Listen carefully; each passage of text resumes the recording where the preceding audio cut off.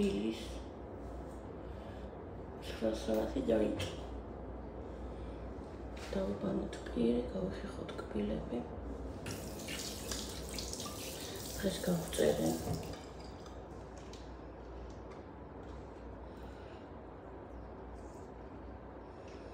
გუშინ იყო აქ ყოფნის ყველაზე რთული ღამე ფსიქოლოგიურად. მოგიყვებით აუცილებლად რატო? მეგონა რომ გავგიშდი.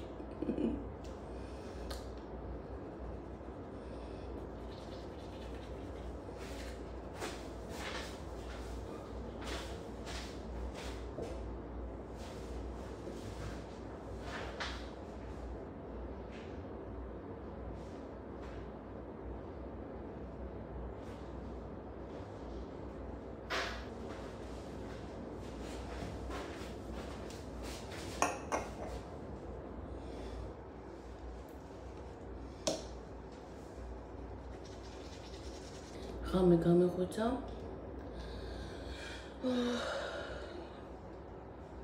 და ვერ ხვდებოდი სად ვიყავი. მე ვერ ხსნი რა დამემართა, არ ვიცი. ვერ ხვდებოდი სად ვიყავი, რატო ვიყავი. ეს ადგილი თითქოს ტვინი ეხლა ამოსკდებოდა და ნაწილებად დაიშლებოდა ტვინი. ისე მткиოდა. ისიც არ ვიცოდი ბავშვი გავაჩინე თუ რატო ვიყავი აქ, ღამე გუში. და ვზივარ და ვფიქრობ, რატო ვარ ამ ოთახში. ესეთი რაღაცა არასდროს დამმართნია. მე ვლოგშიც ვახსენე, რომ არ მძინებია საერთოდ რაც აქ ვარ. იმიტომ რომ მე თქვენ გახსოვთ რომ ვიღებდი დოქსილამის, ტოქსიკოზის გამო და იმის გარდა რომ ღებინებას მიწყნარებდა, ის იყო დამაძინებელი. წარმოიდგინეთ მთელი 9 თვე რომ ამას ვსვავ, ეჩვევი შენდაუნებურად და ვეღარ დავიძინე იმ წამლის გარეშე. მე დამეწყო თავის ტკივილები და ექიმმა მომცა დამამშვიდებელი რომელიც თან აძინებს. და აი ახლა რომ გამეღვიძა მე რომ გამეღვიძა და მომართა ეგ. ვერ ხვდებოდი ამ ოთახში რა მინდოდა. ბავშვს ვერ ხედავდი.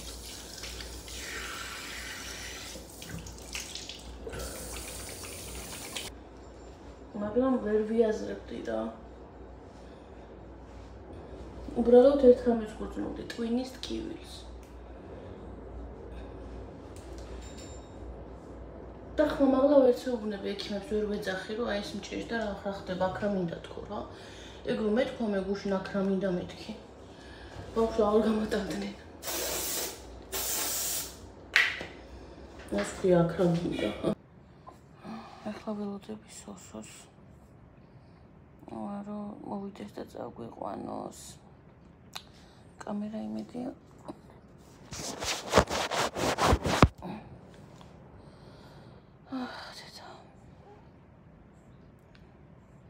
გიშგავარ ხო?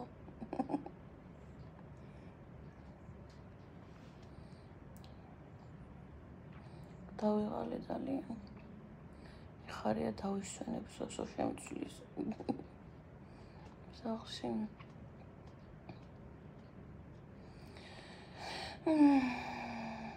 მაგაც ველოდები გუშინ მომაწერინეს ყველაფერზე ხელი, მაგრამ მაინც ეგთან ველოდები რომ მითხრას.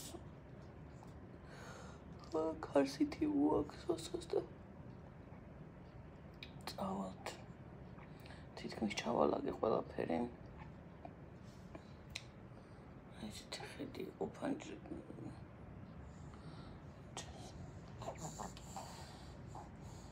თითქმის ჩავალაგე ყველაფერი და რომ მოვა გამოვიცვლი და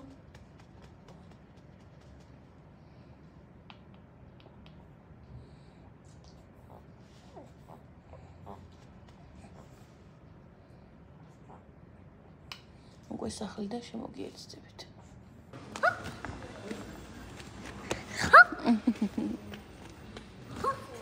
წავედით სახლში. Dedi gua kari.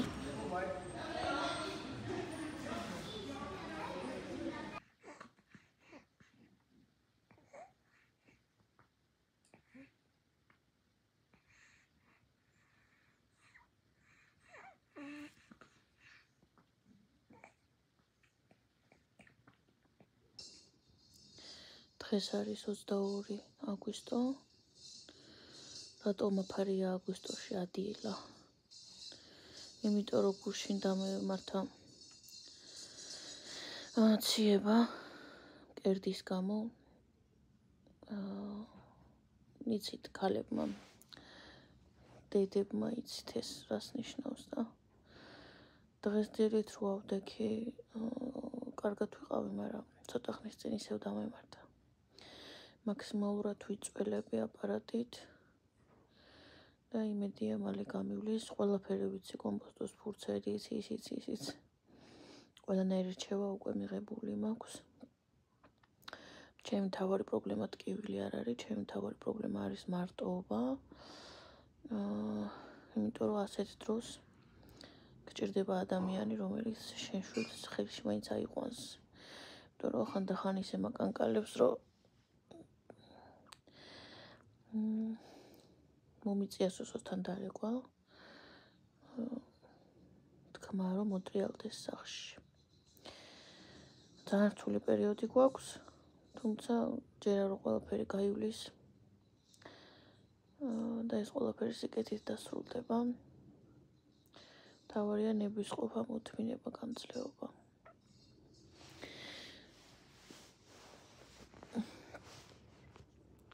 თბების არამსოსო მოვა, ბავშვს ჯერ წინავს, ახალხანს გამოვიწველე. ცოტა ხანში ისევ.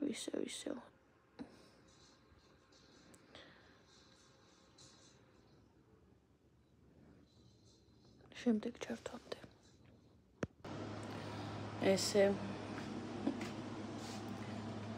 ხან ცივა, ხან ესე მაცხელებს. როგორ ვიღებ, კიდე არ ვიცი, ერთი შემიძლია, მაგრამ დადიდე მაგიდაზე და გარეცხავს მამა. მაგრამ უნდა გადავიღო. როცა კარგად გავხდები, დავამონტაჟებ, არ ვიცი როდის დავამონტაჟებ, მაგრამ დავამონტაჟებ, თავარია მასალა მქონდეს. სუსტად ვარ. მაწუხებს მკერდი. ჩაფენილი მაქვს ხა კომპოსტოს ფურცლები. სოსო სახლშია. რითიც შეუძლია მაქსიმალურად მეხმარება.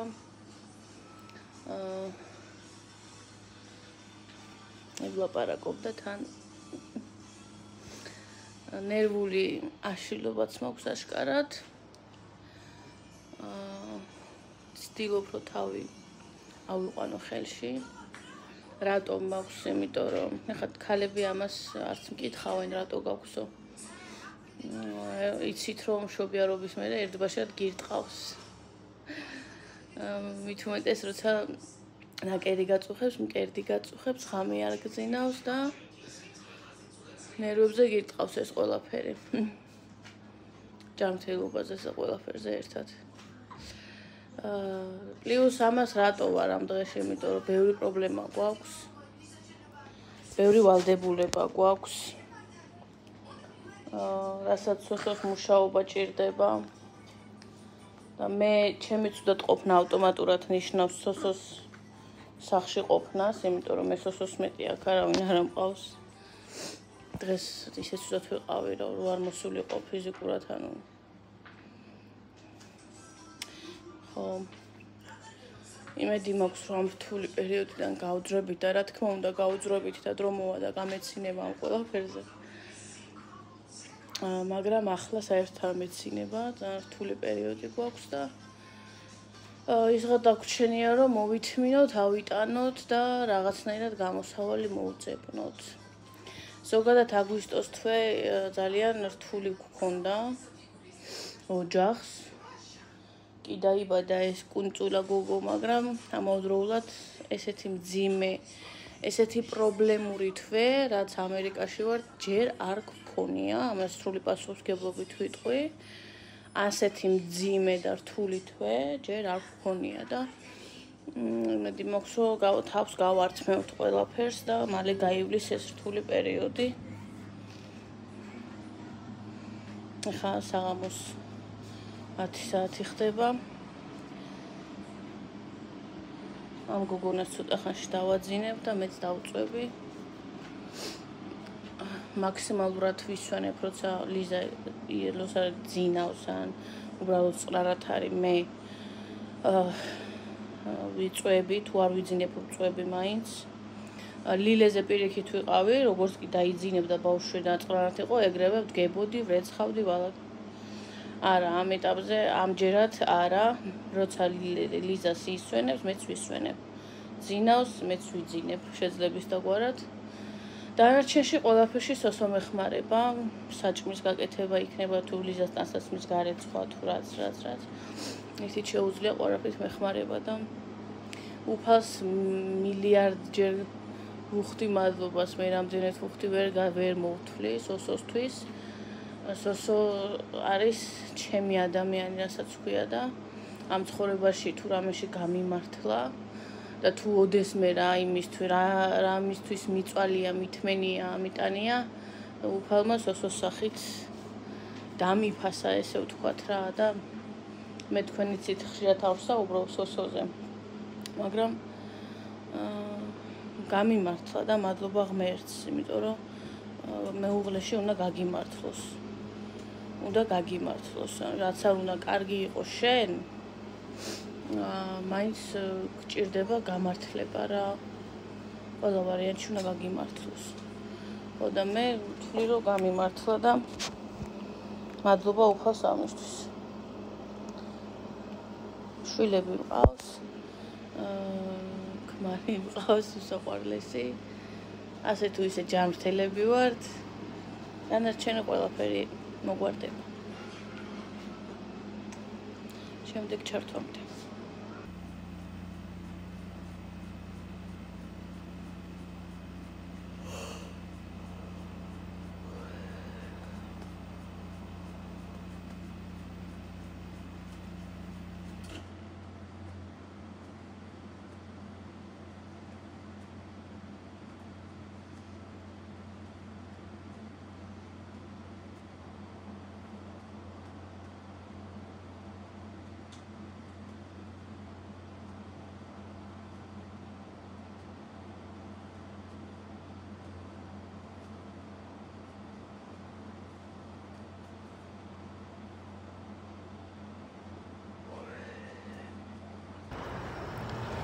სალამი, დღეს არის 25 ივნისი და მიყვავს ლიზა ექიმთან. გეგმიურ ვიზიტზე.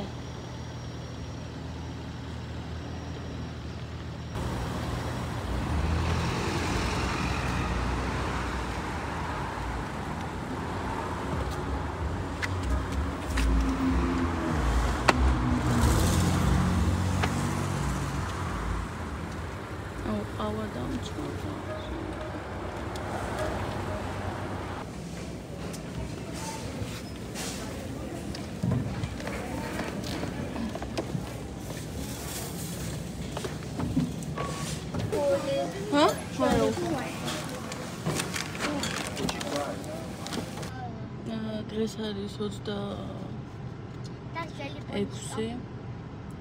და მივდივართ დღეს უკვე ჩემ ექიმთან. რადე? აიჩი და ექიმზე. დღეს მე მივდივარ გეგმიურ ვიზიტზე ნაკერი რო ნახონ. ძალიან არაკომფორტულია ამ ყველაფერთან, ამ ყველაფრის კეთება ბავშვთან ერთად სიმართლე რო გითხრათ, მაგრამ სხვა გზა არ არის სად დავტოვო. ხო, მე ვეცდები რომ მივიდეთ დაფინანსებაზე საჭმლის, რომ საჭმელი დაუფინანსონ და მე რაღაც პატარა საქმე გვაქვს, რასაც აქ ვერ ვიტყვი, არ ვიტყვი. ასე რომ ესეთი გეგმები გვაქვს დღეს. შემდეგ ჩართვამდე. ბავშვი სოსოსთან დავტოვე მანქანაში. თუ რამეა კალიასკა წამოღებული გვაქვს და შემოიყვანს.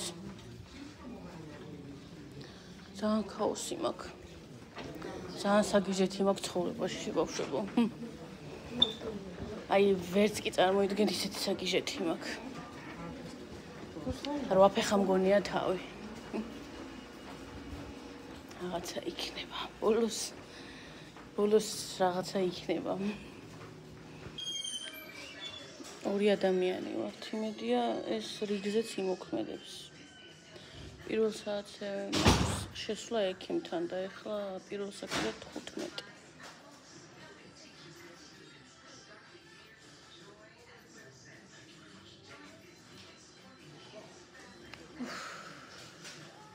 ცხელა ძალიან გარეთ. ნაწიბური მაგრად მაქვს. მაგრად დასიებული. იგივე ნაკერზე არ ვარ გაჭრილი. რაზეც ლილეზე გამჭრეს. სხვაგან მაქვს.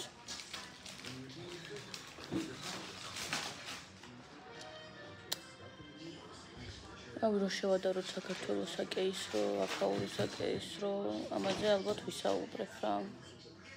ბლოგის დამთავრებამდე. იმაზეც თუ რამდენად მომსახურე პერსონალი სად უფრო კარგი იყო და პირობებზე და ყველაფერზე ვისაუბრებ აბსოლუტურად ბლოგის დასრულებამდე. ვფიქრობ, რომ ბევრს გაინტერესებთ და მაინტერესებს თქვენი აზრიც მე. ეხლა წაგიკითხავთ კითხვებს, რას მისმევენ. კითხვარი, სულ არის 9 კითხვა. და რას გეკითხებიან აქ შენი ფსიქოლოგიური მდგომარეობა რომ შეამოწმე. პირველი კითხვა არის შევძელი სიცილი და მოვლენების სასაცილო მხარის დანახვა. მე გეკითხებიან აქ ჩამონათვალე იმდენად ცხოვრებისთვის, ანუ რომელი უნდა მონიშნო რა ახლა 10 ისე ხშირად და ასე შემდეგ. მოუთმენლად ველოდებოდი ახალ მოვლენებს. თავს ზედმეტად ვადანაშაულებ, როცა რამე არასწორად ხდება. ამდენად ეთანხმები რა ამებს. უმიზეზოდ შფოთავდი ან ვღელავდი. უმიზეზოდ ვგრძნობდი შიშს ან პანიკას. ვერ ვახერხებ პრობლემებთან გამკლავებას. იმდენად უბედური ვიყავი, რომ დაძინება მიჭირდა. მე დაძინება უბედურობის გამო არ მიჭირს. თქვენ იცით რატომაც მიჭირს. სევდიანად ან საწყლად ვგრძნობდი თავს. ისეთი უბედური ვიყავი, რომ მტიროდი. ახლა ამათ რო უთხრა მე სიმართლე რომ იმდენი ვალდებულება გვაქვს, იმდენი რაღაცა გვაქვს დასახდელი. ლილეს სკოლაშია გასაშვები. ლიზა ღამე არ მაძინებს წვეთი წესიერად. მკერდი მტკივა უსაზიზღრესად. ნანემსარი მტკივა წელზე უსაზიზღრესად და ამ ყველაფერს რო ვაჯამებ მართლა მეტირება. შეიძლება ფსიქოლოგთან გამაგზავნო.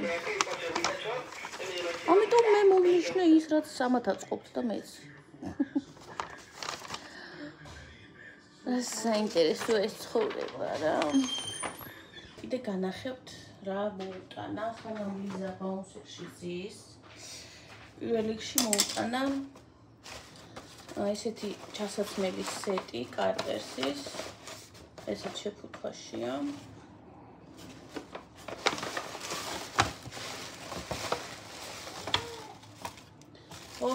მოვალე ხლა.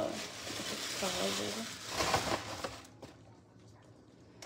აბადოკი, ესეთი ბოდე და ესეთი შარვალი.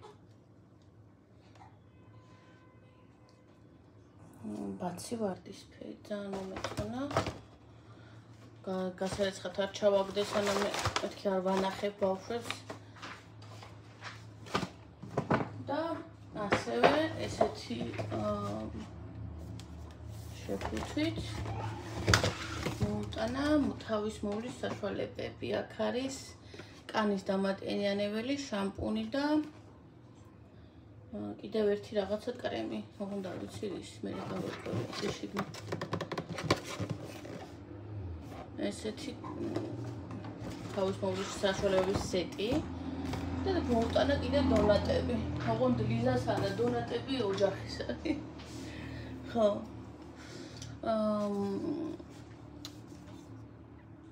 ის თქმა შემიძლია კიდევ.